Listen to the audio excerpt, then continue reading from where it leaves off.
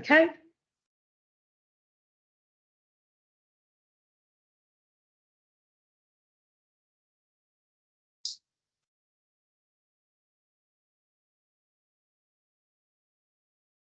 This brings us to the formal part of the meeting, and so I'll just welcome everybody. And as always, we'll go around and introduce.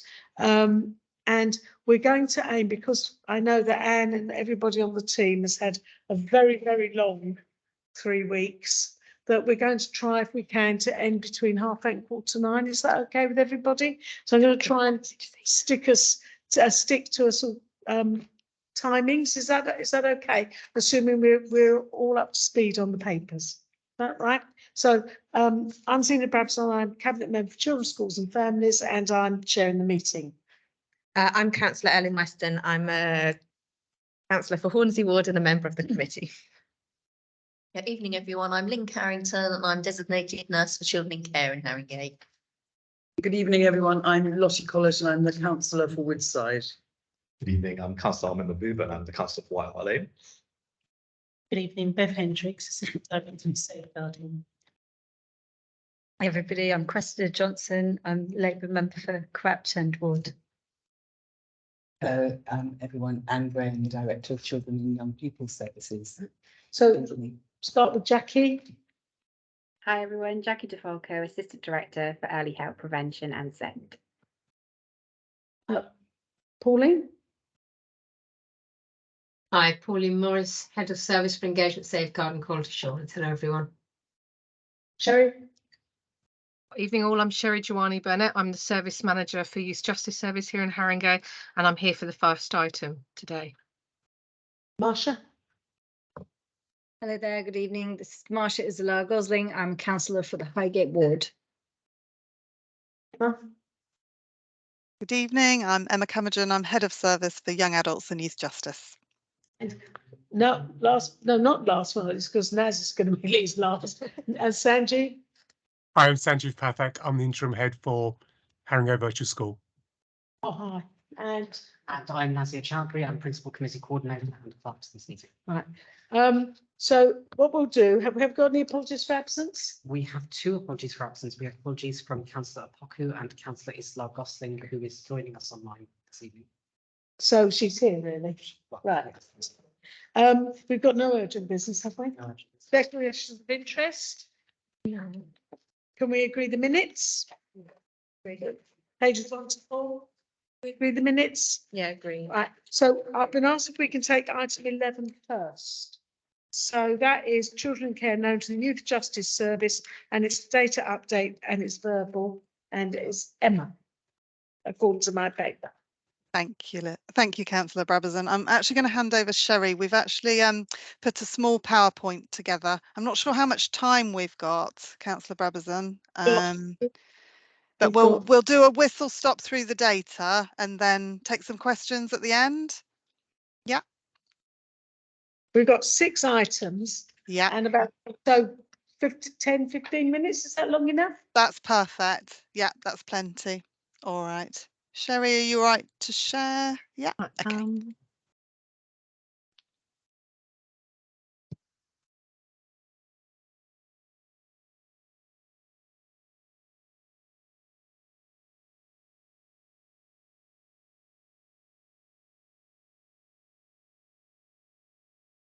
Okay, can you hear me? Yes. Perfect. Yeah. Okay. Do you want to just pop it on slideshow, Sherry, if you can? Yeah. Oh, that's better. Thank you. Okay. So I'm just going to take you through some of the data for youth justice, and it's quite current.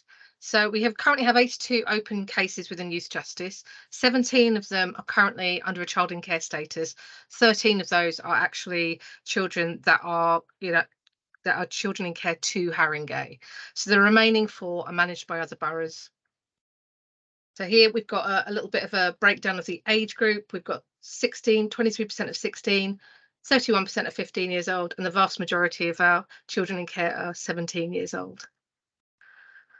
So in terms of legal status, this is the currently where our young people are. We've got 3 of those young people are currently on remand, and that is how they've reached their children in care status. We've got 3 of them are accommodated under Section 20. We've got 1 on an interim care order, and we've got 6 on full care orders.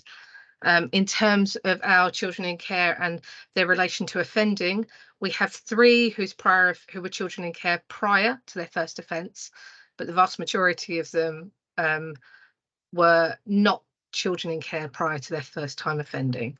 So if we want to look at the demographics, we've got some really interesting data around age, which I've already showed you.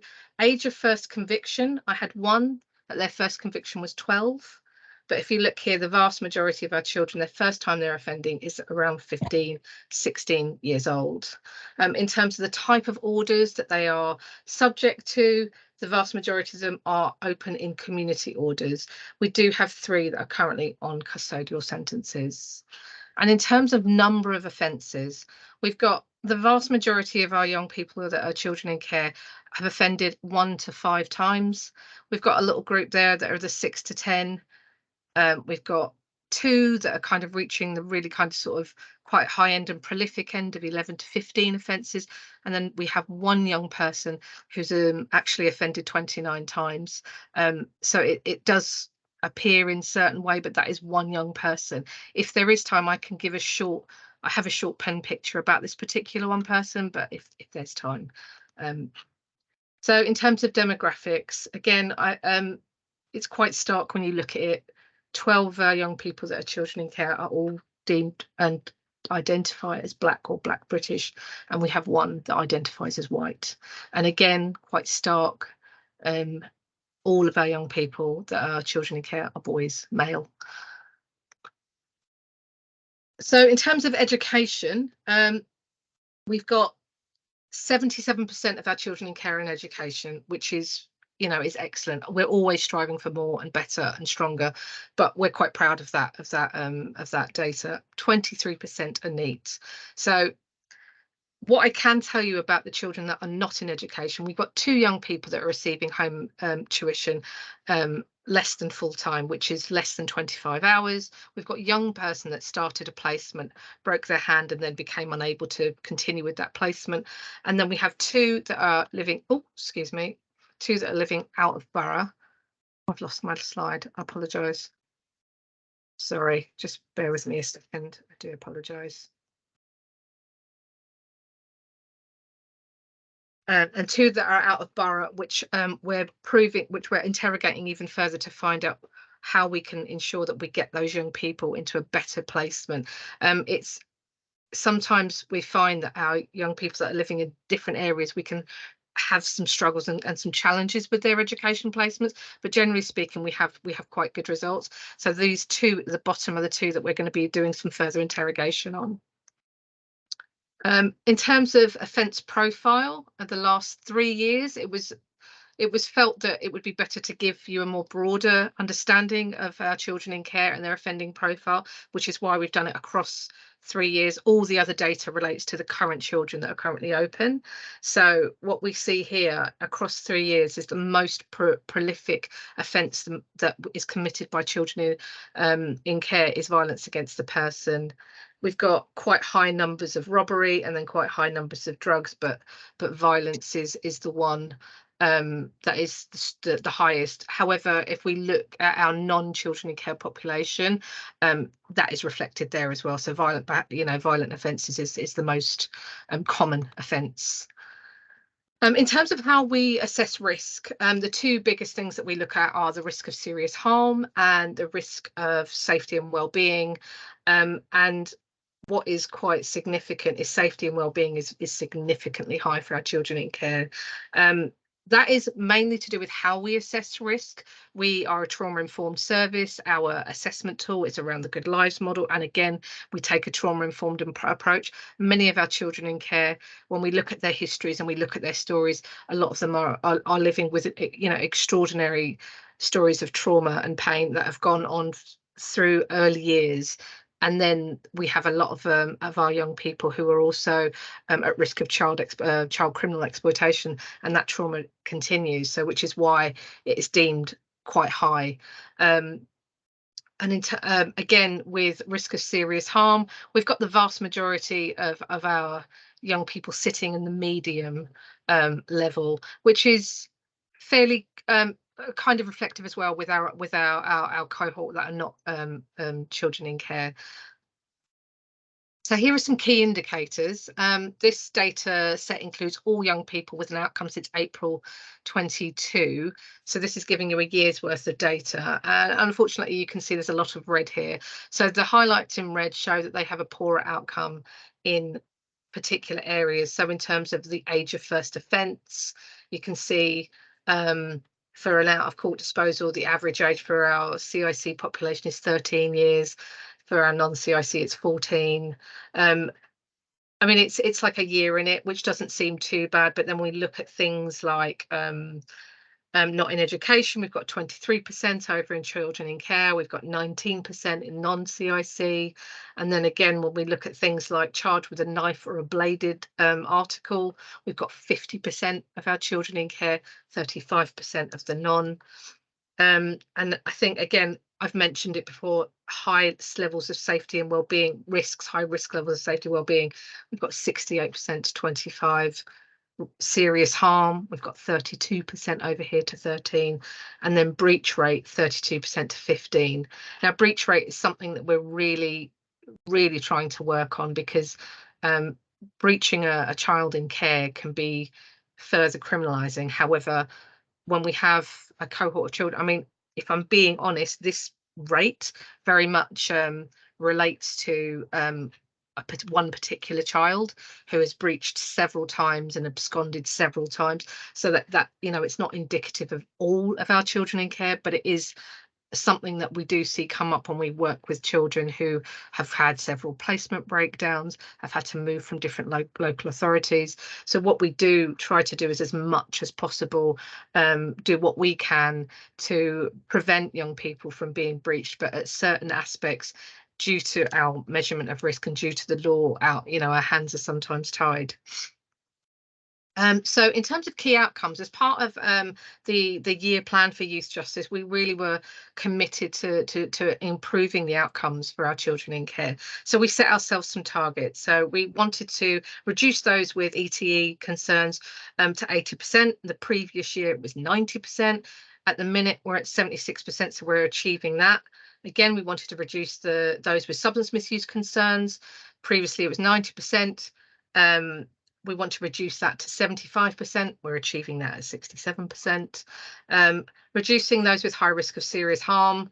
Previously, it was 28%. We wanted to reduce it to 23%. We're at 26%, so we're on our way there. Risk of safety and well-being. Previously, it was 66%. We wanted to reduce it to 56%. We're at 68%. This is our biggest challenge. We recognise it, and we're committed to continue to work on that. And I think this is absolutely going to be a target for us that we will take on into 23-24. And again, we want to reduce those that have breached or did not complete their intervention. Previously, it was 46%. We want to reduce that down to 31%, and we're very nearly there. So we are making strides in that. So what would our recommendations be? So we've discussed that the Youth Justice Service should produce an annual report for CPAC. We want to do a deep dive into our children in care cases over a longer period. We want to see what trends, with a view to improve outcomes, and the findings to be presented in the annual report. And we hope to complete that by May 2023, which will also kind of coincide with our annual Youth Justice report. So we'll be able to do that in tandem. For the Youth Justice Service to attend CPAC biannually, providing an overview of data, interventions, outcomes and impact. And for children in care to remain a priority for the Youth Justice Service in our annual Youth Justice Plan. The other thing is we want to focus on community intervention plans for children in care, and that's going to be an ongoing thing. I think the biggest issue for us is sequencing, not overwhelming children. Today I chaired a compliance panel for a child in care who you know, has really benefited from our ability to sequence what work he needs to do to focus on what he is good at, what makes him happy, what gives him joy. And by doing that, we're getting a really good, we're getting good feedback from him, and he's kind of changing his behaviour in terms of his engagement with us. So that's a real positive thing. So it's a massive focus for us. So that's the end of my presentation. I don't know if people have any questions, or if people want to hear more about the young person with 29 offences. Sherry, we Yes. don't think it's a good idea to speak about an individual young person. No, In it's part, fine. being recorded, and there's an opportunity, there's a chance that the young person might be able to identify themselves. Of course. I think. Thank you. That was a fascinating presentation. So trying to stick to time, the ambition that we let people go home a bit earlier. Nevertheless, I think there are some questions here that you've raised. And so I know Lynn, her hand was up right away. Yeah, thank you. Can I just ask, do you have health input in your team? Is there a Yes. nurse attached to your team? Yes, Yeah. we do.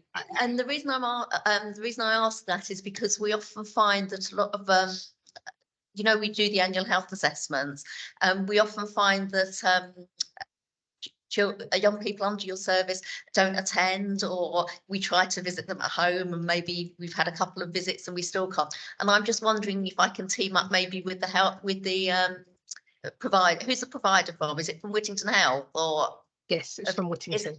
It is, yeah, okay. Who is it? Great, yes, which is, yeah, thank you, Ben. Who is it that does that? Oh, sorry, bear with me. The name has literally just flown out of my brain. I'm so sorry. Can I take a note on that and Yes, and of send course. you the information? Is that all right? Thank you. Apologies. Lynn, sorry, we work with Jane. Jane Edwards Jane. is Thank you. Jane Edwards is who we work with, Lynn, and I'll set up some time for us to come together.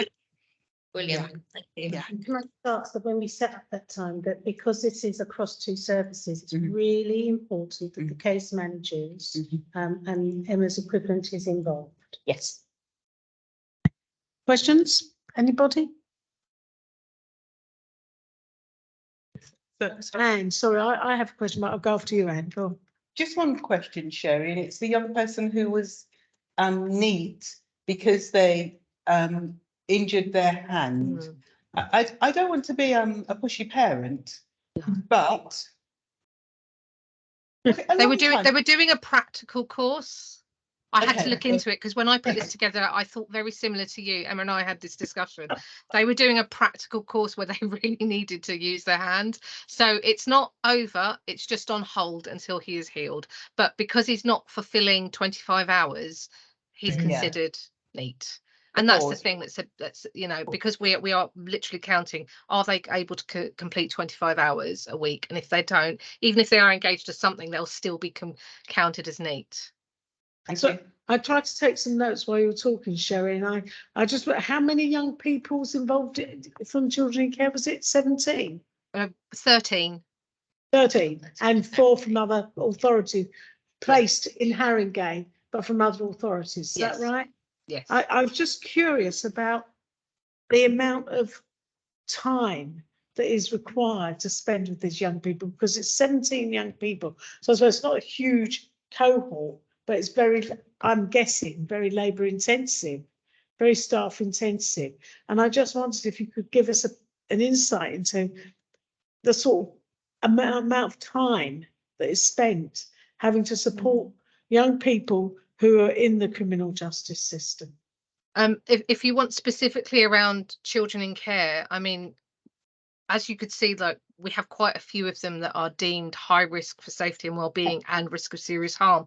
So using the scaled approach in youth justice, that would mean that we have to see them a minimum of 3 times a week. So, and that would be for up to an hour.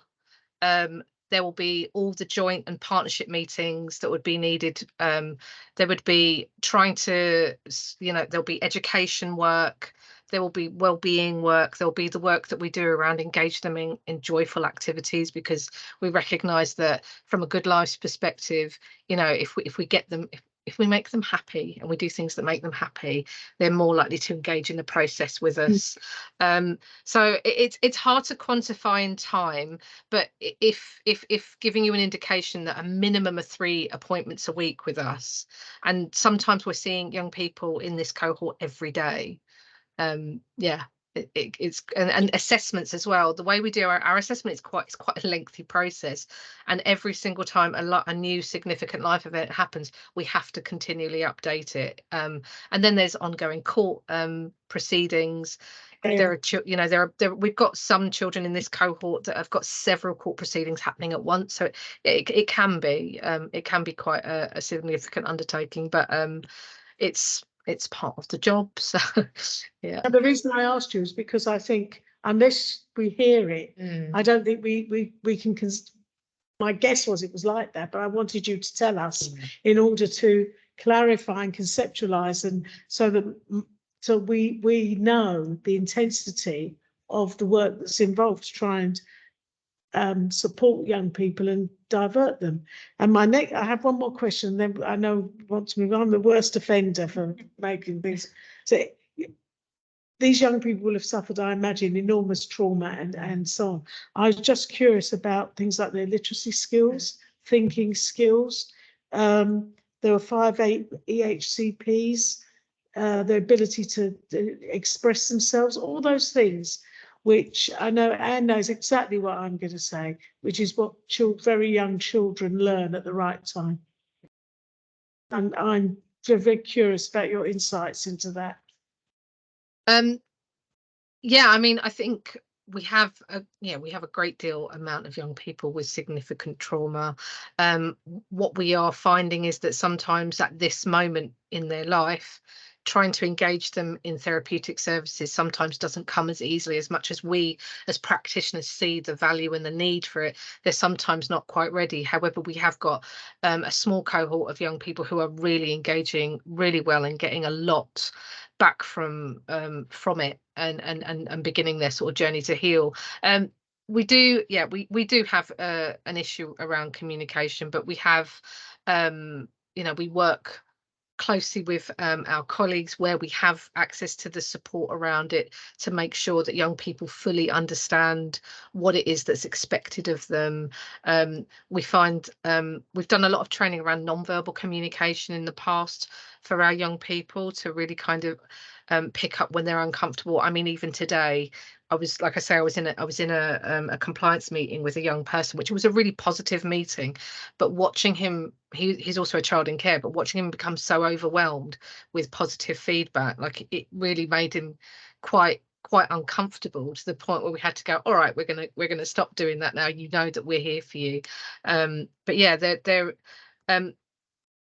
are many stories and pen pictures that we could bring to give better insights, but I completely understand that this is not the right forum for that. But I definitely think that it might be a good idea to bring some of that to the board meeting for youth justice, if people are inclined.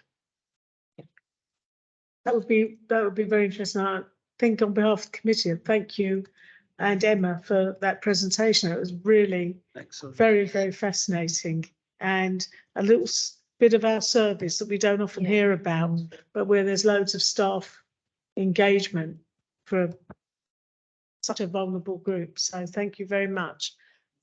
We move on. Yeah, Jackie, you have your hand up. Sorry, Councillor. Is it? Yeah, go ahead. Sorry, I didn't see your hand. Sorry. Apologies, Councillor Bradford. It was just to say if the group was happy to endorse the recommendations that we presented, because we were hoping to bring information to future CPACs. Oh, sorry, that was just like a given. Yes, I think we're all very happy to endorse those, and it'd be to hear more. Can I make a suggestion? I think an annual report is helpful because this is such a high risk area. I think that the CPAC should receive reports much more regularly. And I wondered whether we could go for a quarterly or biannual reporting on this. I know it's a small cohort of children in care, but there are still high risk area, and I think that we need to be better cited on some of the helpful information that's been shared and the granular detail that sits underneath. I think everybody would be perfectly open to that. We all agree, don't we? Yeah. Sherry, Emma, Jackie, did I hear right? Was it twice yearly you wanted to come? Yeah, so we said that we would do an annual report, but twice a year we bring the data set that we've just brought. Annual report. And then, because there's some questions, I mean, perhaps Jackie and I can talk outside. Yeah. I think we're in your hands a bit. What we're We- agreeing yeah. is that we need to have more oversight Yeah. on this area because it's high risk. Yeah. That's what I think your point is, Bev. Definitely. Yeah. And If we can action it for Bev and I to pick up outside of the meeting, then we can agree the frequency. excellent. So I'm going to move us on to Lynn's report. I think it's your report, item 6, which is the Children in Care Service Annual Report, which is page, hang on, page 5. Yeah, Thank Lynn. you. Yeah. And if you just, well, take us through the paragraphs, perhaps, but I think everybody's probably Probably, gone through it, yeah. So, I was going to start with the key priorities. Would that be? Fine. So this is the annual report that was up to March 2022. So so some of the, I've got the update as well, which was later on in the pack. So I don't know whether you want me to go onto the straight after or come back later. So we had are you happy for me to start with key priorities? Yes. Assuming Yeah, everything yeah, yeah. read. So our key priorities at the end of in March 22, it was for the year, it was to raise the uptake of dental checks. So children in care, obviously, like all children, need to have regular checks at the dentist. And I've actually, the figures aren't in the report, but I've actually managed to download the national figures today, which were published in November, which you'd be interested. So nationally, 70% all children in care were up to date with dental checks on the 31st of March 2022. And our rate was 78% in Haringey, but dental checks are one of the key areas that I'm going to highlight with in a moment with our current activity. So that was one of the areas that we wanted to concentrate on. The next was the immunisation uptake. Now, the immunisation, as it says here, it remains a challenge. So nationally, 85% of children in care were fully immunised, and in Haringey, our rate was 73%. That's really cool. So I'll talk about key priorities and then what we've done about that. Sorry, Lynn, I missed that figure. What was it? So nationally, 85%. Haringey, it was 73%. Yeah. So with the health assessments, we wanted to make sure that the health, because we were doing them remotely during COVID and we wanted to get back to doing face to face, which we managed to do. It would be rare to not have a face to face. They may be done if somebody's refused to engage and we haven't been able to engage them, but then actually would agree to a virtual assessment. So that was achieved. We wanted to ensure appropriate timely mental health and emotional well-being support. And we've worked on that jointly, haven't we, throughout. And we've had a working party working together with the Vulnerable Children's Commissioner. We also raised concern via the Safeguarding and Assurance Group. We wanted our children in care to be prioritised if they have any emotional problems or mental health difficulties, so that they wouldn't have to go onto long waiting lists. Remember that lots of our children are placed outside Haringey. So that's still an issue. And there's further development in that, which I'll speak about in a moment. The timely health assessments, which included neurodevelopmental, medical and psychiatric assessments. And again, that's been highlighted in the NICE guidance. And the other issue we had was ensuring that our unaccompanied asylum seekers ensure that they had health provision, and they were seen promptly by the sorry, I've lost my train of thought. The infectious disease at the CLH. Yeah, okay. So we raised that at the NCL transformation meetings that we've had. And there is a pathway that we're following, and there's in Haringey we haven't got so many unaccompanied children, but in some of the other boroughs they had huge numbers, and so of course there was a backlog of children being seen because there were so many in the 5 boroughs that needed to be seen.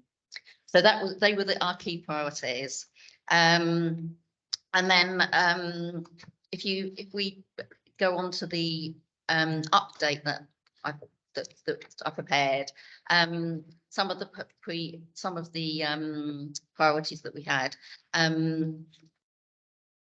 we were actually successful in obtaining funding for an extra nurse for our service, which we hopefully will get the funding by the in the new year, from the 1st of April, and that will make a huge difference because there'll be able to be more follow-up for the children care, which at the moment is difficult when you're struggling with the amount of children care that we have. So we wanted to raise the immunisation uptake and dental uptake in children in care. So with the immunisation uptake, I arranged meetings and spoke to public health for some support, and also to the provider of immunisations within Haringey, called Vaccination UK. And we followed up today with a meeting with public health, and Bev was at the meeting, and Hadura, who, sorry, I didn't introduce you before we started. Yeah. Do that. Let's finish.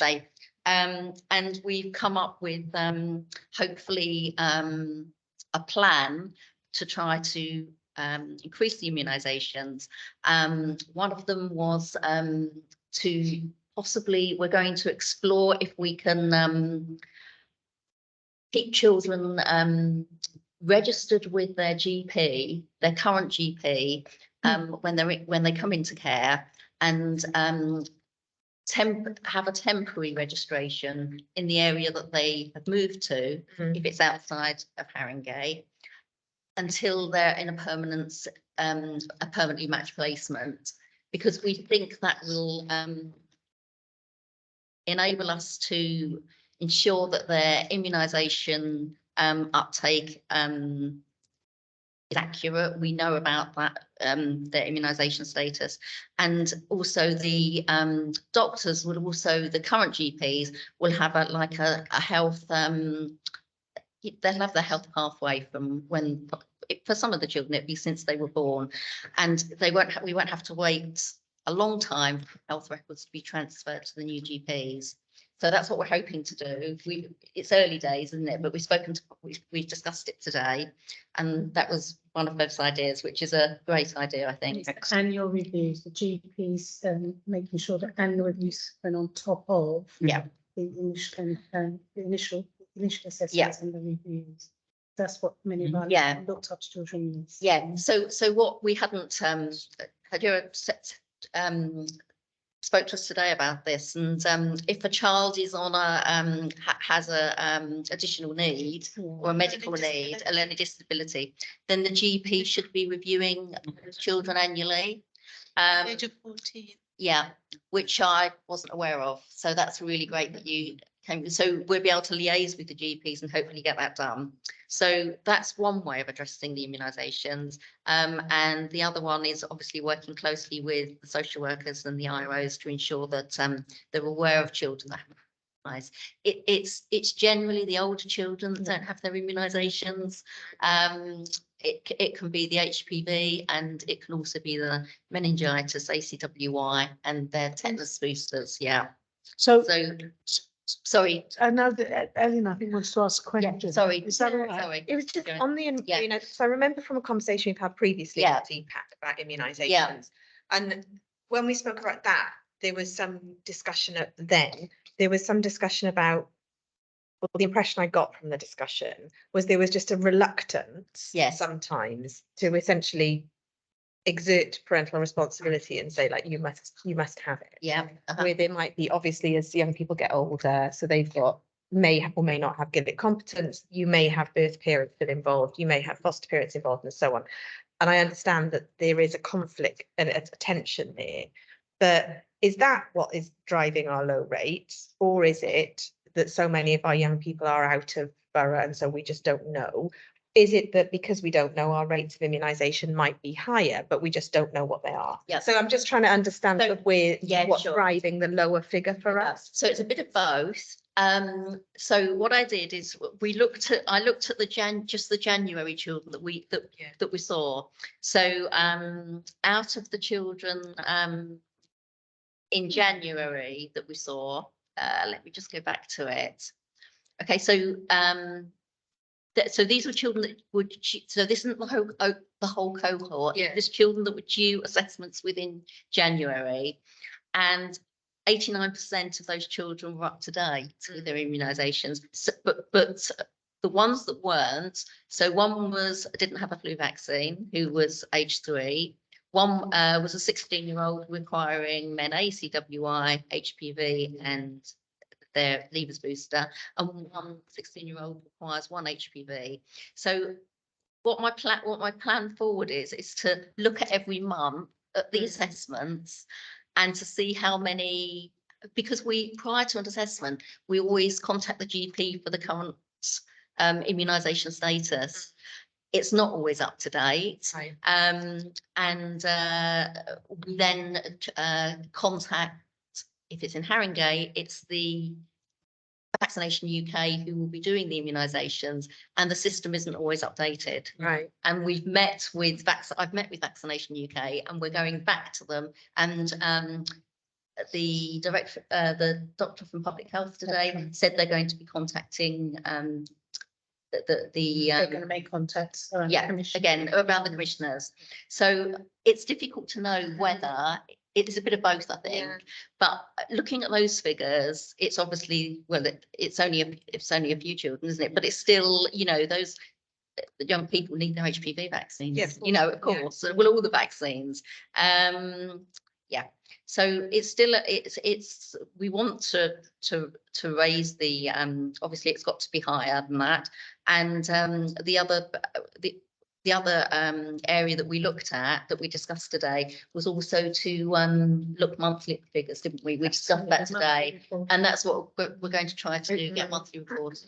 Sorry, I know the time's. I'm just a bit conscious of the time, Lynn. So just sorry, because I could go speak through the for key points that you want to raise. So the dentals, the dental checks, our rate was 78%, and nationally it was 70%. That was at March last year. So that's going up, and we are, we're still using the Healthy Smile programme. So I'm hoping that more children, but some children are refusing dental checks, but it's usually the older ones. And just the other important items of the interviews will be taking place in March for our designated doctor's role, which is really positive. Obviously, that will be very helpful for us all. And also the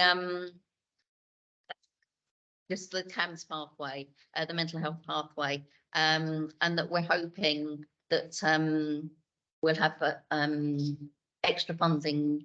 It's still yet to be agreed, I believe. So it's too early to say, but we're hoping that then our children in care will get access to timely mental health assessments and also therapy, which they really need. And we're still working on that, but hopefully the bid will be put in shortly for that. So we'll come back to them, because by the time next is scheduled, that this Yeah. contract discussion will be finalised. Yeah. And we can come Come back back. and set what the impacts we're hoping to achieve by revising the contract and what additional funding has been secured to ensure that that pathway is, it has the resources to make it reliable. Yeah. Yes. I know Anne wants to ask a Just a question, short and then question. I'd just like to have you to introduce yourself. Yeah, sorry. Yeah. Just, Lynn, about next year's annual Yes. report, because we're Right. almost in March. Yes. If we can have it sooner, Yeah. I know there's a scheduling issue and we should perhaps take that outside of the room. Yeah, it just has to go to the other committees first. It should have been, so it obviously has to go through Whittington Health and Yeah. safeguarding, but it should have been presented at the February meeting we had here, but it would be even better if we could get it in the October one. Yeah, yeah, But if it's reached the other committees, totally. that's what I'd like to. We need it closer to the end Yeah, of the year. Yeah, rather sure. than close. And also I'll bring a report to each committee. That'd be great. Leader. That'd be great. Similar, yeah. Thank you. Sorry. Okay, Kira. so my name's Hajra Sheikh. I'm a consultant paediatrician and I'm the new named doctor for children in care. Okay. Apologies. Lovely to meet you. Yeah, Welcome to the yeah. committee. So my name's Ina, I'm the chair of the committee, I'm councillor for Haringey Ward and cabinet member for children, schools and families. And Ellen wants to ask a question, so you can introduce yourself. Well, yeah, I was going to ask a question of Bev. I'm Ellen. I'm a member of the committee and councillor for Hornsey Ward and a former lead member for children's services. I had a quick question. It might not be quick. Hopefully it's quick. On the commissioning, the contract renegotiations Yeah. around the mental health platform, is that across NCL or is that just for? And so my question then is, and will hopefully that result in us having been able to provide the same as or better services for our young people? Good. Scott. Yeah. Good. No, I mean as other boroughs in NCL. So I think there are a massive CAMS transformation across NCL. Yeah. And then there's our commissioning structures within Haringey ICB. Yeah. So this particular piece of work is with the Haringey ICB, which is specific to us and will put us on par or above some of the other local authorities, including the comparison with state neighbours in terms of the mental health pathway. Great. The NCL widens the access to all children. Yeah. But we will, within those strands in the delivery groups, children in care can access accessibility to a range of other type of mental health interventions will be increased. Yeah. So I think that our picture will be better. Yeah. Once we land with this contract first and then continue with the NCL. And I'm representing the ADs with NCL AD assistant directors on the NCL transformation program. Okay. So we've stopped the fighting about who should get more, but and based on need and demand, I think we're starting to address the inequalities Good. that we felt Haringey children in care were experiencing. It's not just felt, they were. They were. It's a public meeting. Yeah, well, it's a matter of public record, I think, so I don't have a problem with saying it, so they were, so I'm pleased that it's working. It's becoming a more positive picture, so well done on that work. Yeah, Oh, yeah. lots of work. It's been done. Any more questions, Lynn? Should we go around and introduce Yes. ourselves? That's really kind, thank you. Right. I Ellen, did mine. yeah. Do you know Lynn? Lottie? I'm Lottie Collett and councillor for Woodside. I'm with councillor for White Holly. I know. Cressida Johnson, I'm councillor for Crouchend. Really delighted that you're here. My name's Anne Graham. I'm Director for Children and Young People Services. And how do you say your name again? Hajra. Hajra, got it. And Marsha? Seems on screen.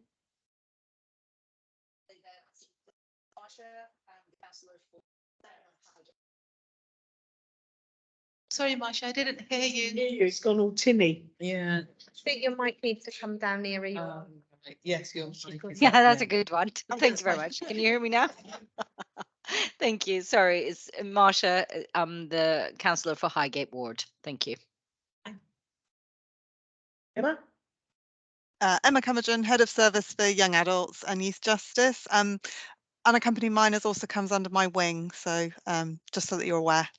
Nice to meet you. Thank you. Jackie? Hi, Jackie DeFalco, Assistant Director for Early Help, Prevention and SEND. Pauline?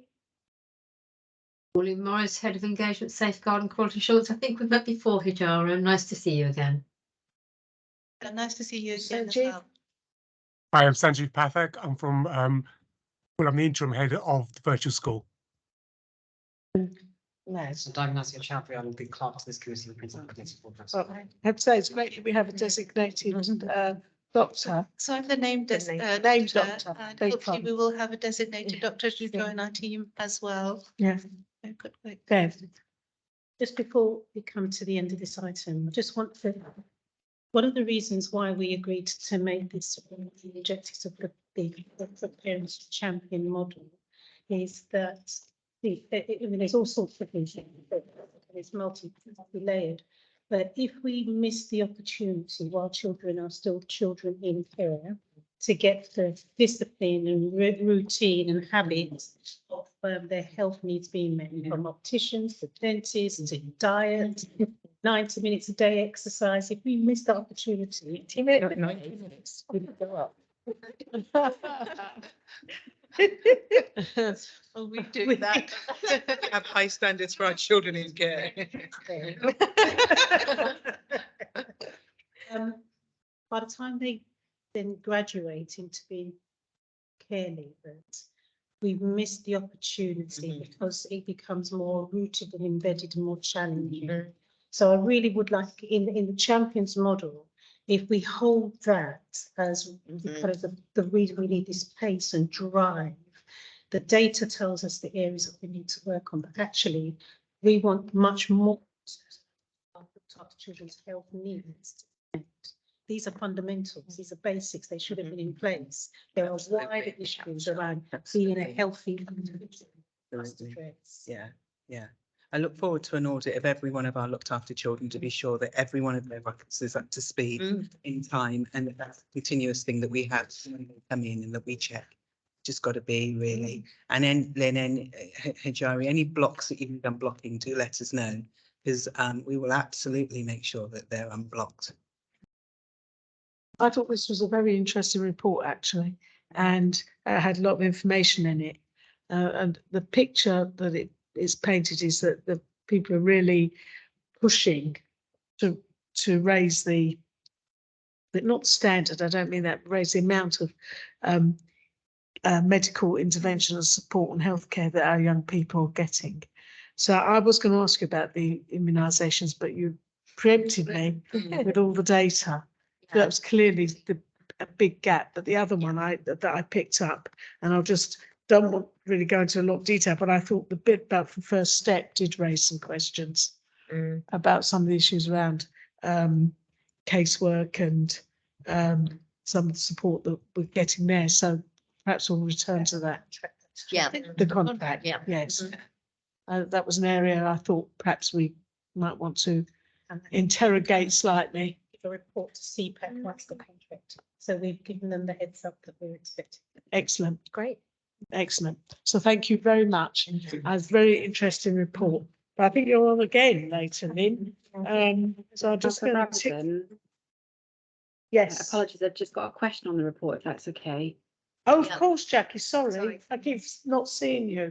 Your hands, I was No, no looking that problem. way. Sorry. Thank you. Lynn, thank you for the report. This might connect to the question, the point that was raised earlier, but on page 17, you helpfully clarify that with the guidance changing, that young people who didn't have a children in care status prior to being remanded aren't entitled to a statutory health assessment. We now know, hearing from Sherry, that equates to 10 of the 13 young people. So I just wanted to check how we as a committee are assured that those young people's health needs are being met. And when you mentioned earlier about linking up with the nurse and the Youth Justice Service, I wonder if we can look at that too, so that we can at least use your support to help us navigate that system, but then also reflect that in the annual report going forward, even if it's just a separate paragraph, so that we have that one picture of all children in care.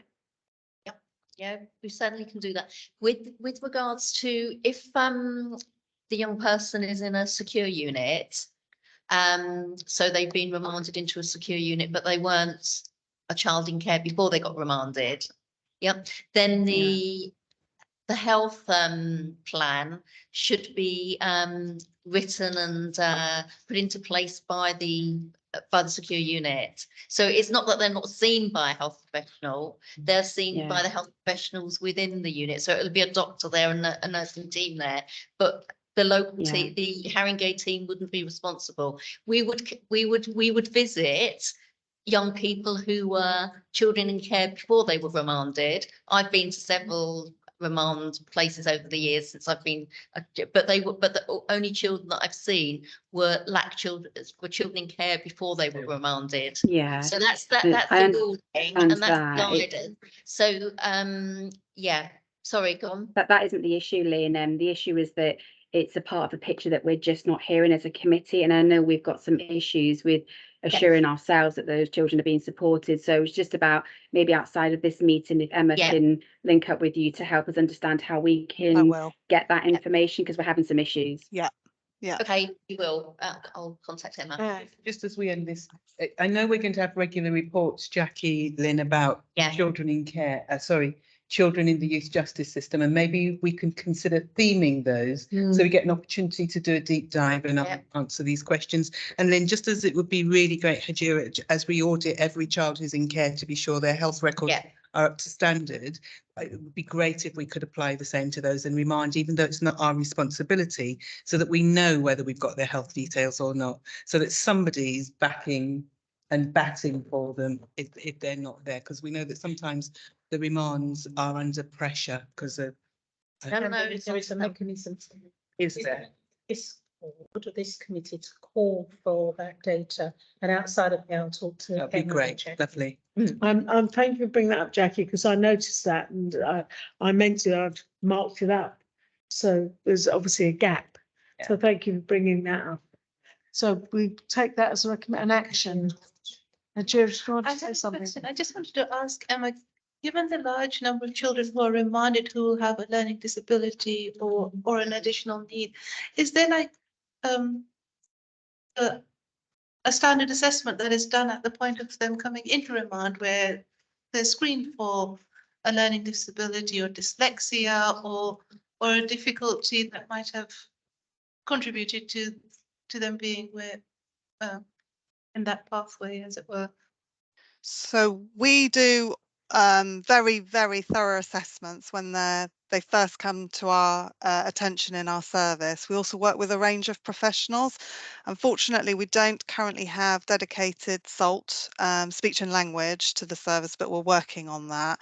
But we do work with the nurse that is within our service, that's seconded into the service, and we work with a number of other professionals to look at the range and depth of the challenges that the child might have. So it is a very thorough assessment that we're doing. Thank you. How can that be thorough when there isn't a speech and language specialist there? Sorry to be pushy. Sure. So that is a gap in the Youth Justice Service and has been a gap for a period of time. We're working really closely with the Commissioner on how we might resolve that. For those that already have SALT through schools, we work with those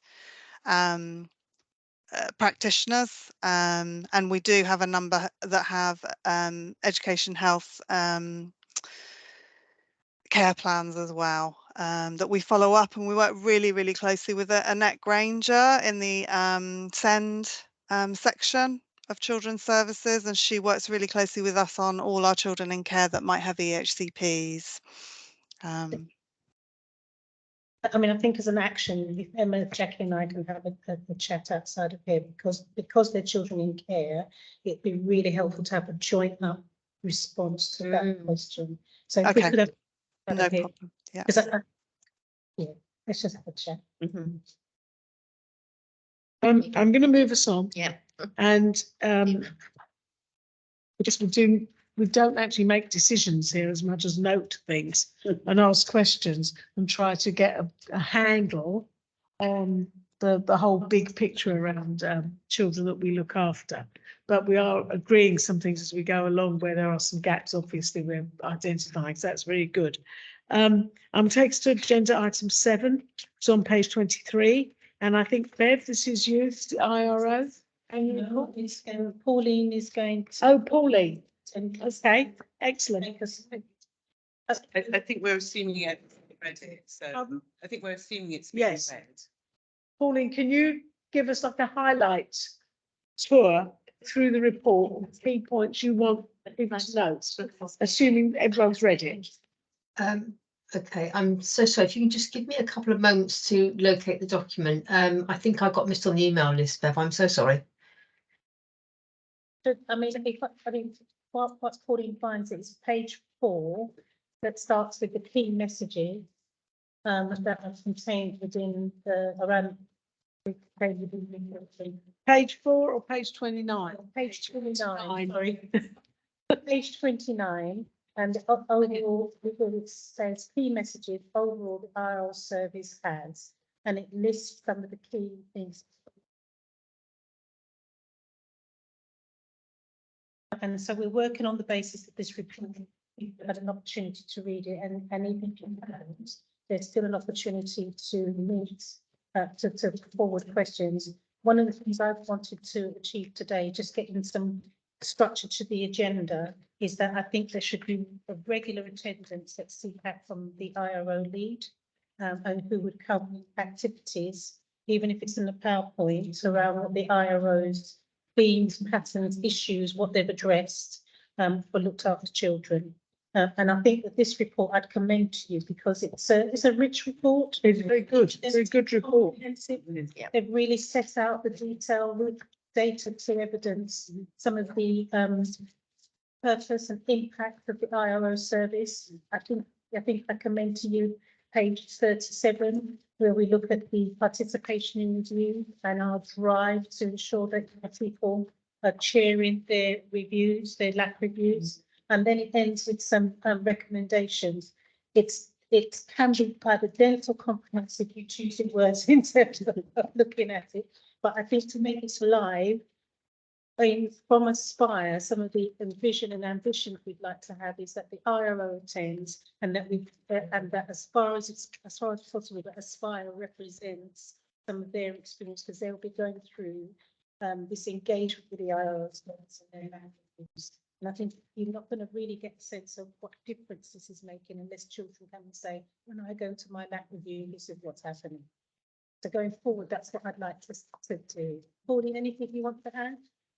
Yes, I think the other thing to remind everyone is that we're a little bit further down the line now with the changeover of the way that we write our reports for children that are in care. So we don't write about the child now. So when a child picks up a report, if they're old enough to come back and want to view their file, they don't look at the file and think Mrs. Blogg said to Mr. Jones, this is what happened to Johnny Smith. Instead, it is written in a way that, you know, I met with you today and this is what we talked about. And we then spoke to everybody else in the meeting. And so the child is then, if you like, re-engaging with a story that they can remember being part of. And so it's much more personal. And for life story work, it's just so much more engaging for the child, and it's more meaningful. It's jargon free. So it's written in a way that they can understand. So that's now really embedding very well. So, and children are enjoying that. We've had a number of children now that have adopted different ways of participating in their reviews. So it's not just a case of coming along and being part of the meeting. Some of them are chairing the meeting. Some of them are organising themselves with a PowerPoint, you know, showing us of a more mature generation just how clever they are with technology and using it really, really well. So that's really fabulous. We're getting some of them to maybe write some letters, so they might not want to come, but they might write a letter in advance, or they might speak to the independent reviewing officer and explain what they think about things because they don't feel that they want to partake. And that might be because it's a bit overwhelming for them. You know, they might just find it a bit difficult to be there when everyone's thinking about all of the things, particularly if they're subject to child and care proceedings, because that can be quite tough for them, or if there are some difficult decisions to be made. But we are making lots of progress. You know, they are having their midpoint reviews on a regular basis now. They are meeting regularly with the independent viewing officers. That's something that we've also got really well embedded now. There's quite a lot of them that will send text messages to their independent viewing officers as well, because they want to reach out and let them know something, or maybe have a moan. You know, it works both ways. So there's lots of things that are happening that are positive. The participation service, we're obviously doing a lot more work with our young people. We're looking forward to a celebration event later on this year. There's been a drive to improve the initial and review health assessments for our children in care. There's been an improvement with identification and responding to those that have got education healthcare plans. The IROs are much more cited on that. There is more meaningful discussions when a review takes place to make sure that we're driving those plans. That's really helpful. There is stability within the reviewing service now, and they've really got a strong hold. They are linked into various teams. They do provide workshops as well to staff. They regularly take part in induction of staff so that people know who they are. They're regularly dotted around the office on different days to make sure that people can sort of stop me and ask me if they're not sure about something, because we just want to continue to build on that. We've revised over the last year all of the suite of documents that the IROs use for a child in care review, because we've made them so much more child friendly and child focused. Our next thing that we want to build on, because we've started making some improvements, is how much participation we get. We've still got some work to do, so we want to keep building on that. So yeah, there's quite a positive story, but we know that we've still got things that we need to do a bit more of. Questions? I'm happy to take any questions. Yes. Questions? Can I just say, in future, if an IRO does come, it would be useful to understand the participation data a little bit more, because I found those paragraphs a bit confusing. And in particular, some of the comments about under fours and some under fours not attending those meetings. And then I thought, well, if they're not there, how do you possibly begin to see how things are going if they're under four, for example, because they can't do some of the things that older children can, like brief an advocate to speak for them or convey their feelings by facilitative medium, you know. So I'd just be interested to know a little, have a bit more clarity around what that participation can look like. Yes, we can certainly do that, especially with infants and babies. What I can share with you, that is often a mixture of the IRO making observations, talking to the social worker who would have made observations, particularly little infants, but also those that are actually non-verbal, because we can have older ones that are non-verbal as well. So we will rely on observations of our own, observations from the social worker, but also the network of professionals around these children. So it might be a health visitor, it might be the GP, those that attend the child in care review, but I will certainly get that clarified a bit more in the next report. Thank you. I have a couple of points. One is this report is already 1 year. a year old. So some of the issues that have come up and some of the alerts and some of the challenges, I'm speculating may have been linked to the pandemic. I'm perhaps wrong in that. There's no doubt that COVID had an impact on a number of things. And so, yes, to a degree. To really give you a more detailed answer, I think that's why in real time we want the IRO present and really a wide range of young people to talk to their experiences. And I might address you in a separate written note about that very point around the issues raised here and whether that was pandemic related or not. Could you, what is a collective alert? So sometimes IROs might collectively come together and say, we have a problem with an issue. Typically that's around placement, right? Early identification of placements at a time during the lockdown and post lockdown, that placements was so, placement market was so volatile. And so not just Haringey, but across the piece, children were sometimes waiting longer for their suitable placement as we negotiate, particularly around the quality of care that we would expect and what the provider wanted to provide is what we felt was valued for money. So the IRO's like as a reviewer, independent, checking what's going on, but also it's like an advocate as well, really. Well, I think so the IRO's role. A bit of an advocate. Legislatively is to ensure status Yeah, across piece for the child. children. And where there are themes and patterns, that's when they will lodge their collective challenge to the system. So having a stable team is important. It's very important. Yeah, stable and skilled. So they're called independent because they've got particular legislation that means that if they felt that we were not doing what we should be doing, that they can report, is it to the Secretary of State? They have up to the Secretary of State. Yeah. yes. Yeah, it's never ever been known because you can imagine that, we want to resolve problems earlier. Obviously. But sometimes they do sort of bring this to our Tricky role. attention. Yeah, Tricky job. yeah, but yes, yeah. I mean, a functioning local authority, it's a very powerful role. And equally in a local authority that isn't functioning, it's a very powerful role. Yeah. Can I just ask about, you mentioned that some of the data might, be almost like out of date. Would the timing of the meeting be optimal? Would it be more optimal to have it, say, like maybe about 2 months after the end of year, after April, so that we can actually look at the data from? I have a feeling we might be playing a bit of catch up on these annual reports because this agenda is all catching up on all these reports that we haven't had for a while. So I think it probably does need a look at, and I'm sure Bev and Anne have that in hand. And that's, I mean, in our reflections, I think that you should have your annual reports, but you should have quarterly reports on particularly around the areas where the champion is. Yeah, we really want to see those quarterly reports, and that's the conversation I want to have with Jackie and Emma afterwards, might fall in line with that.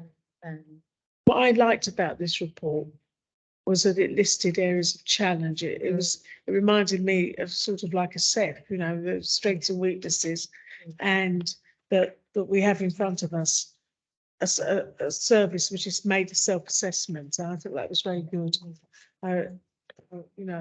I want to say I think that's a very healthy way to draft a report. And I've got one more question, which is I was intrigued by the unstable placements panel.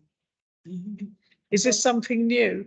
Well, it was something that I thought was going to be helpful to us during COVID. During COVID, we started to get urgent foster carers, residential providers, where particularly our adolescents didn't want to follow the COVID rules, and they were just responding by giving notice. So that led Barus and others around the table every week, just providing assurances and support to foster carers, because we ran a risk of many children just being brought into an empty building for us to accommodate time with restrictions. So we started it then, and we've continued. The benefit of doing it means that we have a balcony view of what's causing the instability to placements. So that we think that should just stay, and we can bring in other colleagues, youth justice, whoever else needs to come around the table to help us provide stability. Now, I thought it was a really interesting idea, and no one else. One final thing, which is because it's listing strengths and weaknesses, areas for challenge. This is like the basis for a plan. So presumably at the next time we have a report on the IROs, we will be using this as the baseline and seeing where we've got to. Am I? And I think you should get that quarterly, because I think, it's a year old. It's a great report. And it does give you an accurate picture of what happened in that year. But between now and then is what you're really exactly and grow every day, and things change. Things change. Reporting mechanisms to reflect some. So do we agree? That proposal from Bev that we have that quarterly? That would be very good. And we accept the report? And I think it was a very interesting report. And I think it's got the next report on page 59, Bev's got your name on it. I'm not sure whether you're presenting, it's got your name on it. It's fine. And Councillor Representative, I'm sure that I've circulated this before, but it's here for final nod. I think I found instead of saying "and," it said "a." Changed it in the report, so just for the process. But this document that you will have all had is a really important document, particularly for those who want to be champions. This is our looked after children sufficiency strategy. We set out key objectives for using our capital funding and for our commissioning functions. And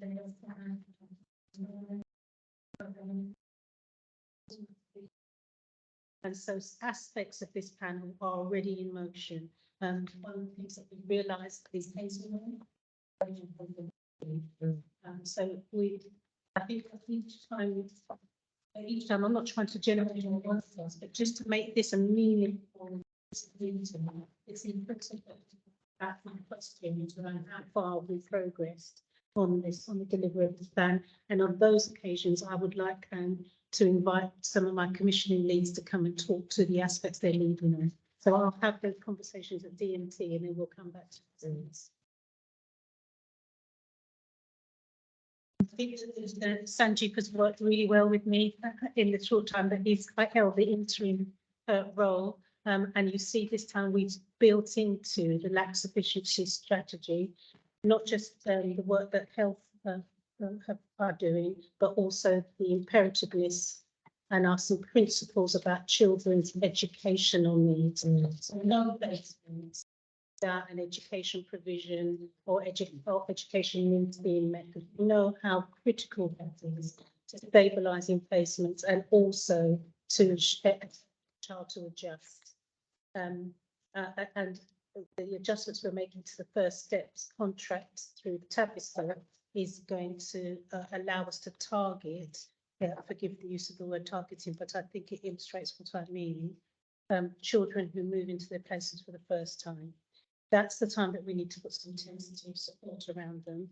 And I think the work around art and the edge of care will have two folds: prevent edging into being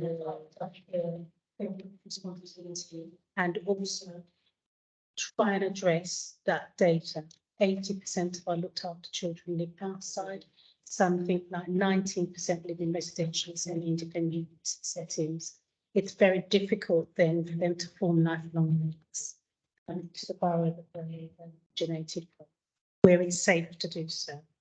So this is the key things of this report, and it's one that I would say, nice plastic wallets, colour coded, come back and ask us questions about.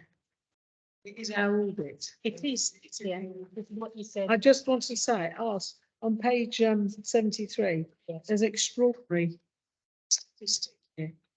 128, 593 children were identified as having autistic spectrum condition diagnosis. That's 25%. It's huge. Needs are huge in children in care populations. You can imagine what that means in terms of recruitment for foster carers. So you're starting your basis on getting them exposed to training around managing neurodiversity needs. And I think the other statistic which leaps out is the ethnic profile. Yeah. It is really, really stark, isn't it?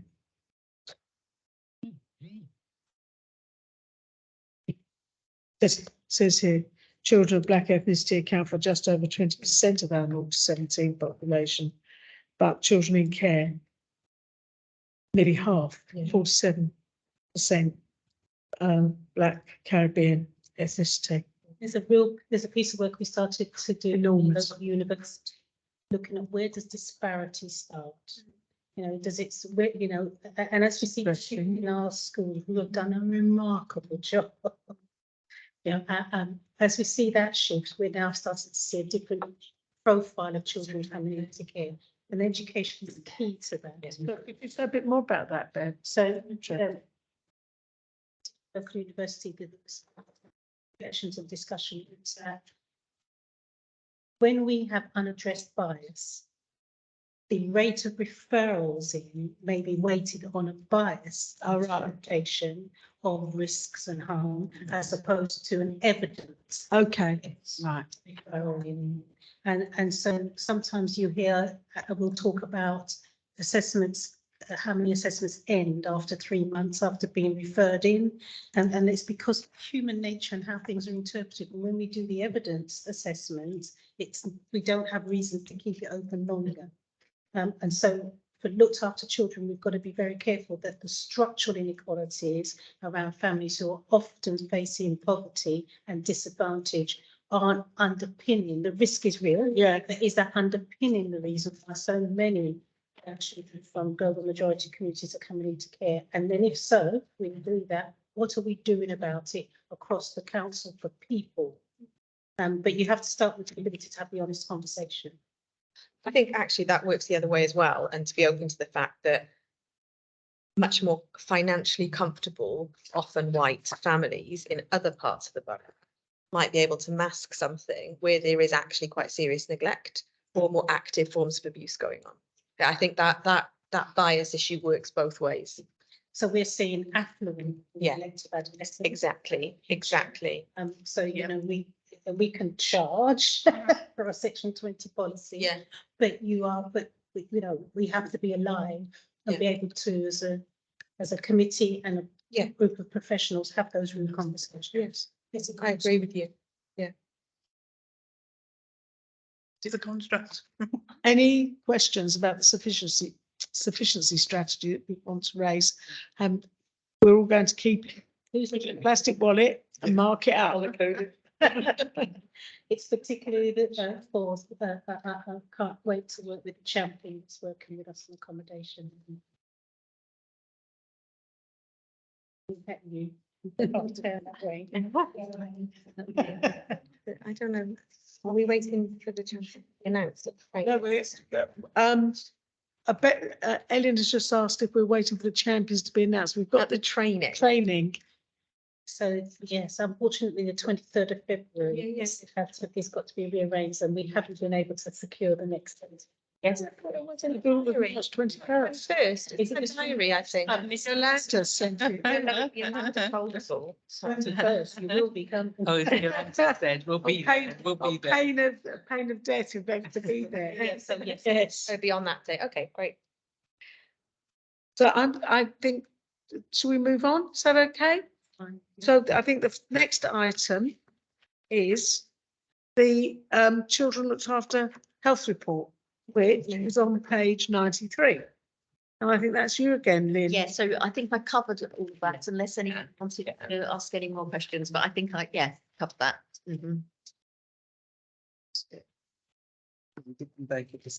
it's the same thing, isn't it? Well, yeah, because I had.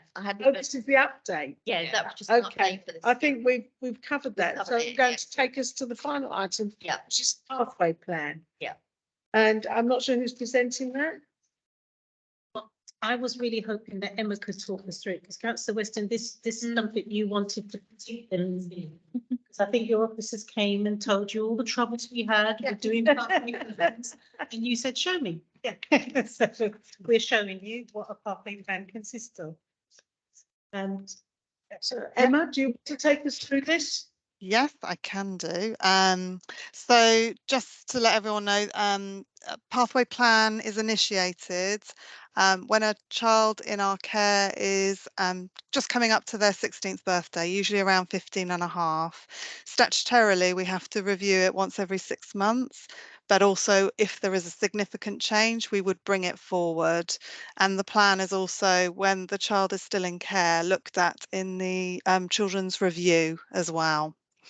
I think you've got the plan all in front of you, so I'm just going to take you briefly through it. So it starts with the section all about me. And in that section, it talks about where the child's passport might be, if they've got a national insurance number, their birth certificate, where that might be held, um, basic information about the young person. And if they're an unaccompanied minor, obviously their immigration status is really, really critical at that point. And their status in care, so whether they're under a full care order, Section 20. The next part of the plan is very much about the child's overall care plan. So usually we include a short, brief history on the young person and how they came to be in care. Some information about what their care plan is currently and going forward, and some information around what arrangements there might be in place for visits, and the frequency, whether that's professional or a family, a relative. The next section moves on to Who Am I? And it's really a section all about the young person. So details of their identity, their culture, religion, values, language, any hobbies, what they might like to read, details of social and leisure activities that they might have participated in, a sense of their achievements. We might include a photo there, but usually their photo is on the front screen of their file, and their social care record. And we usually make sure that all young people know how to contact our out of hours as well. So all the details would be there. We include information about family and social work, family and significant relationships. Their worker would also be identified, and any arrangements around contact is also in this section. It then moves on to education, employment and training. So it will record where the young person or child is currently studying, what their view is and their current situation around their education, employment and training, the allocated workers assessment of that, and then the long-term plan and goals. And really this is where their aspirations will be thought about, and this would be great, Councillor Weston, to be thinking about a short-term plan around CVs, what might need to happen in relation to that, work experience, and what the young person would like to also see, obviously, in their plan. Next section is health and development. So this is very much talking about their current health, any medication they might be on, any allergies they might have, any conditions they might be worried about. Also talk about well-being here, emotional and behavioural. Again, the young person's view of their own well-being, a worker's assessment of their well-being and what might need to happen. It's also here that we document if the young person is about to turn 18 or already 18, is to make sure that they've actually seen their care leavers health summary, which is something that Lynn and the team attach to their Mosaic social care file and send out to them via the post, and making sure that they understand what's in there. And if we need to triangulate anything, for example, missed immunisations, that would come into the plan in this section. Managing and living independently. So as our young people are getting older, this is really, really important that we are documenting where their life skills are at, and what sort of things that maybe their foster carer needs to be working with them on. We have a life skills accredited programme that young people can follow with their key workers, their social workers. We also have the Money House that we can refer all young people to, which is a 1-week intensive programme to think about budgeting, but also the Money House has actually conducted that programme in one of our care leavers' actual flats. We released a flat so young people could have the experience of changing a light bulb on site, thinking about how do you, you know, manage the they cook within the flat, they talk about unplugging a blocked loo. I mean, the whole shebang happens in that week. So it's here that we'll be assessing where they're at and what are the sorts of things that we need to be doing, dependent on age and need as well. We then move on to Where I Live. So this will be talking about where their current home is, what their view is of that home, whether they feel safe and supported, who might else be living there, and thinking about future planning and the long-term goals. This is where we would also start as a child or young person is getting older, thinking about making sure that they understand their options post 18 as well. In line with assessed needs, they might want to stay put with their foster carer. They may be thinking about university accommodation and moving on. They might be thinking about when they might be able to secure their own tenancy. So all of that will be thought about in this section and the plan around that. The next section is really about money. And this we do a breakdown of income and expenses. And look at, you know, any savings for young people should be documented in here, and any challenges they might have around managing a budget. Next section is my future. So really thinking about what the young person's hopes are and the worker's summary around that. Moving on to general information. So this is where we very much make sure young people have also had the local offer, that they know how to complain, if they've had any concerns about their care or support. And also this is where we talk a lot about advocacy and access to advocacy. And also about the young person's life story and what information they've had and what life story work they may have done at this point and what they might need ongoing. And the final bit is very much around views and contributions. So again, young person's view, parents' view, any carer's view, and any significant others. And in the support network, we would be welcoming everyone's views to put in this part of the plan, and also noting any disagreements in respect of decisions being made, and an explanation of that. And then team manager would be signing that off and making comments, and we'd be making a plan for the next stage of the review and the assessment. Pathway planning is very much about making sure that the young person's in the driving seat and really thinking about how they're driving and influencing their care plan, and really thinking about their future as well, and when we might come in and support, and what are the different options that might be available to support them with those plans. Yeah. Any questions? So Emma, I was just Yes. wondering, you know, we only do them up to 18. So Yeah. what percentage come back into Haringey to live? Because a lot are placed outside Haringey, aren't they? Or is there a Yeah. percentage, would you know? So in order to access, sorry, 1 minute. Sorry, my child's just come in. Apologies. In order to access a tenancy, usually they need to come back to Borough Lynn. That's, you know, in Haringey, we have 61 beds and 6 2-beds for our families. We do try and make arrangements, reciprocal arrangements with other boroughs, but at the moment there's no pan-London way of doing that. It's very much us contacting another borough, and we work together with that borough. So in order to access your permanent, you really do, in the main, need to return to Haringey. But at the moment, I think in terms of my full cohort, but I'm thinking about my 16 to 25-year-old, 60% of my children, young people live out of borough. So, yeah. I'd have to look specifically at yeah.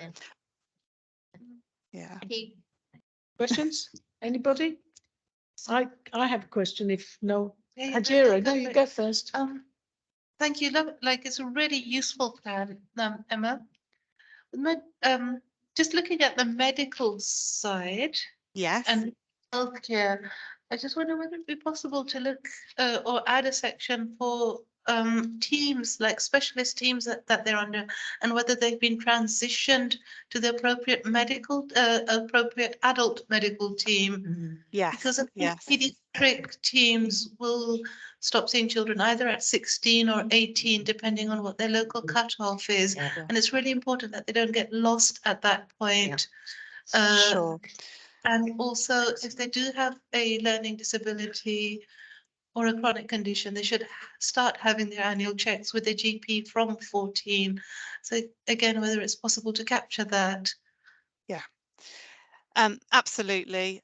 Just to note that the pathway plan follows our young people all the way up to the age of 21. At the age of 21, young people can choose not to continue to have an open and active service, but if we have any concerns, we would continue with the pathway plan. The majority of our children actually do continue to work with us up until the age of 25, and so that pathway plan follows them. So everything in terms of that transition to adult services would eventually be included in this plan and would start to be looked at from 16. Yeah, but absolutely, I think that's very helpful. I will go back and check. We are including specialist teams in the plans. Yeah. I mean, it might not, well, medical as well as like Medical, yeah. like service, like physiotherapists, occupational therapists, whoever they're known to would need to complete their individual transitions. And okay, yes. Stylistic point, but just having known drug allergies and food allergies maybe separately, so it's highlighted. Yeah. And having it with medical conditions. Yeah. We are about to introduce liquid logic later in the year, so I'm not sure whether we can actually make any amendments to this form at the moment. That's something to look at when our new system is in place. But what I will do is talk to the team about expectations about where to mark that information and separate it out in the interim. Yeah. Thank you. Yeah, I have a couple of questions. First, is this our own plan or is this a national model? It is our own. It is our own. It has some challenges, Councillor Brabazon. The team would very much welcome moving towards a more signs of safety approach within the pathway plan, and I think that would be very useful for our young people as well. And it is something that we are looking at. It's a very long plan as well when it's printed out. Our young people have fed back to us, my goodness me, what do you do with all of this? Which I can fully appreciate. Yeah. I was struck by something you said. I can't quote it exactly, although I know it's been recorded, but it was something about them being in control of their plan, their future. And I thought, these are young people, they're 16, and they're having to be very resilient. And I was thinking about myself at 16, or, you know, when you live with your mum and dad, you want to be independent, but you're not really, because you've got your mum and dad there and all of that. And I just thought it was a slight, I don't know, having to be so resilient, to have to think about all these things and how important the work around them is to support them in that, if you see what I mean.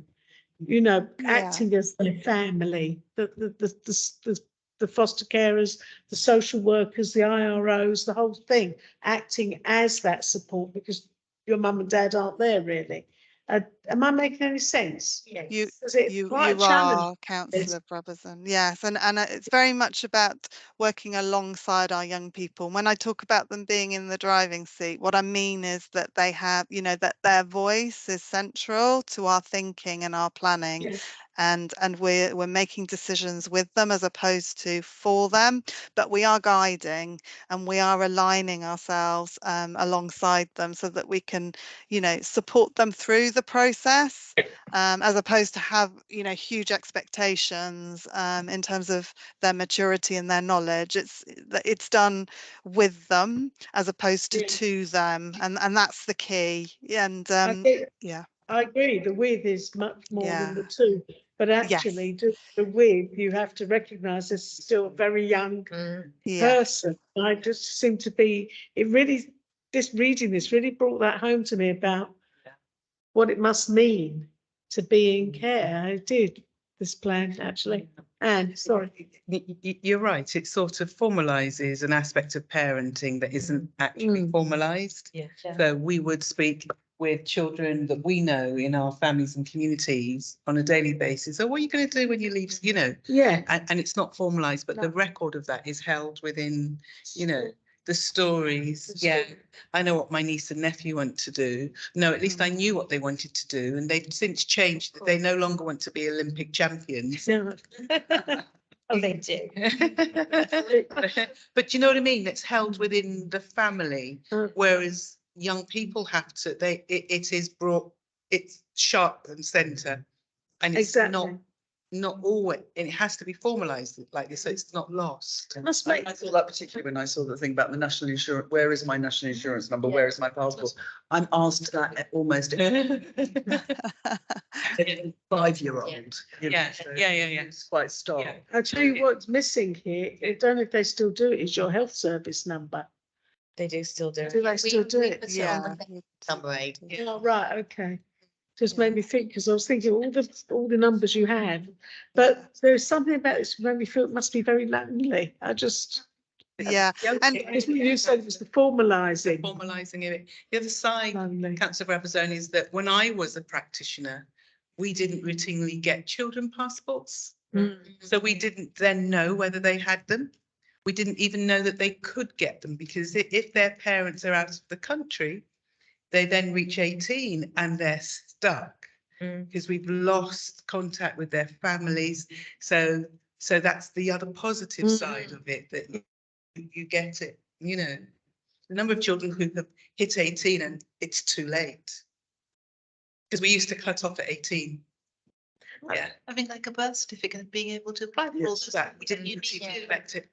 We didn't think it, yeah. You know, a bank. Oh, sorry. Sorry, like No, like a I was gonna bank say, when you- account. Yeah. That would be. You know, I know we don't stop at 18 with service, but I mean, the saying children in care stops at 18, and yet what we know about the adult brain, you know, child developing brain, you know, there's no way it should be 18. It's just much right. Yeah. This is, I just want one more point, which I want to ask about the life story book. You know, it's not on my life stories, it's through the life story through the child's in care. So when young people see that, I don't know, no, it's not really a question, it's just an observation really, about how that must feel to them when they're looking at this, as you said, in this formal structure. Yeah. We're just about to launch a new strategy, aren't we, Bev, around our life story planning and really giving that some thought. And something that Bev and I have been talking about is also support around when young people might come back and ask to access their records, and how challenging that can actually be, and what support young adults can have made available to them. None of this is easy. No, it's very challenging, and just to reassure that we're not sitting formally next to young people filling out this form. You know, we are trying to capture information during the visits and amending and iterating as we go, and really trying to pace the pathway plan alongside the need and the uniqueness of the person. Really thinking about what's going to work for them best, and then how we present that back to them, and make sure they have a copy of their plans, which are very formal. Yes. Yes. Tresta, you wanted to come in. Yeah, I was just wondering how you manage risk around life story meetings with young people if they've had a really, really upsetting background, because it might be quite a lot. I'm thinking for a young person to sort of see it all written down. I imagine it'd be quite overwhelming for anybody to see their life story written down, or to have a meeting about it. So, you know, kind of what happens after that meeting, and how's the risk managed? So it will all depend very much on the individual, and also around the multi-agency and who best to support that young person, and various things will come up at various points. Memory is really interesting around trauma. Young people do not always remember what happened and when, and so for me it's very much about what happens when a young person or a child enters the care system, and how we start to capture that story from day one, so that it follows, and actually incrementally they really do understand their story. So by the time they come to the leaving care team, team, the young adult service, they've got a real sense of what's happened and where they're at now. And then it's also about sometimes helping to think about what therapeutic intervention might be useful or well-being support might be useful, and why, you know, there may still be lots of challenges around, you know, anxiety, for example. Where has that anxiety come from? And you start to put the pieces together. But if the child has a good sense of that from when they've entered care, and that's been really thoroughly explained, and they've got a real sense of their history, it's a bit easier as they age into our service as well. Ahmed, Thinking about their futures. Sorry. Last word for Ahmed. Thank you. No, I just wanted to comment, I think, around language. I think one of the things I picked up is you asked them about emotional and behavioral issues. That's, to me, you know, when you go to an interview and they ask you what's your biggest weakness, that's what it sounds like to me. And I remember them asking me in school, and basically I told them to get lots, basically, if you'd asked me that. So some questions I think could be altered just to make it a bit more warmer, I think. I agree. The language that cares is not front and center in this template. I appreciate that. Yeah. And just to reiterate what we spoke about last time we met, it's be a verbal way to capture this, because I remember at 16 I was playing Call of Duty. You couldn't pay me to do this, really. So it is quite hard. So I think there has to be a verbal way to capture it, which then can be used with different software to go on. Most definitely. And you know, for our unaccompanied minors, it's even more tricky in that we're trying to think about potential return to country of origin. You know, there's 3 plans in one plan that we're thinking about, and that's really challenging as well. So yeah, I think we could get a lot more creative in making, you know, different. Go on, Anne. It is a real challenge, because if you're playing Call of Duty at 16, but you're surrounded by a loving family, then you're nested. It's okay, because when you're 18, 19, 20 and you say what happened, then people are there. But if you're in care, then when you're 18, 19, your social worker's gone, and you don't have that cushion. And so therefore we're trying to give them things that what they've come back and told us. Why didn't you tell me? It's such a balance. But you're right. They might not want to, they might not be ready. So we do our best, you know. Then the other thing that I think of is that there isn't an opportunity to have amnesia. You know, there are things that I know in families. So I say to my niece and nephew, do you remember when you did this? And they look at me, no. And they don't, they're on to Call of Duty. Oh, but no. But it's fine, because in 3 years' time, we can hold that for them. But if you're a child in care and there isn't that always, there's no one to hold that memory for you. So it's quite difficult. And we know that if we don't do that, what young people say to us when they come back is, why didn't you tell me? It's such a difficult balance. So I don't think there's a right or a wrong. But you're right, it's that emotional resilience to be able to hear some of these things. Yeah, I still have young people in my head from 20 years ago who didn't and couldn't hear their family circumstances, you know, because it was too painful to hear. So there was a wonderful romanticized situation about parents, because that's what they needed to have to cope. But actually the reality was just so far away from that. You know what Oscar Wilde said? No, go on. I can't remember the exact song quote, about you love your parents and sometimes you forgive them, something like that.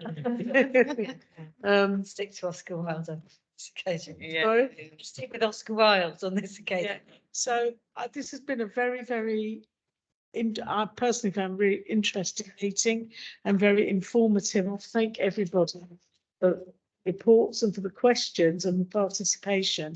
And I hope that you found it as, I'm going to use the word Anne always uses, rich.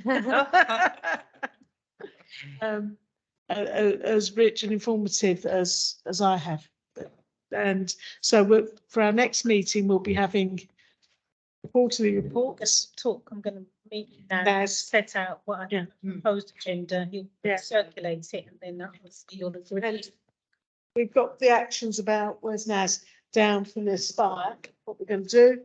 And I've lost my train of thought now. I'm so tired. Sorry. What was I going to say? Yes, we've got the champions training. That's what I was going to say. On the 21st of March. Yes, we're going to have a full house. Have we a date for the next meeting yet? I don't know. I think this is the last one in the municipal year. We're thinking June, I think it's early. June. Not in half term, please. They're not normally. Have we finished the meeting? Yeah. Okay. Then things aren't normally. That was exceptional circumstances. Thank you. Good night. Thanks, everyone. Thanks.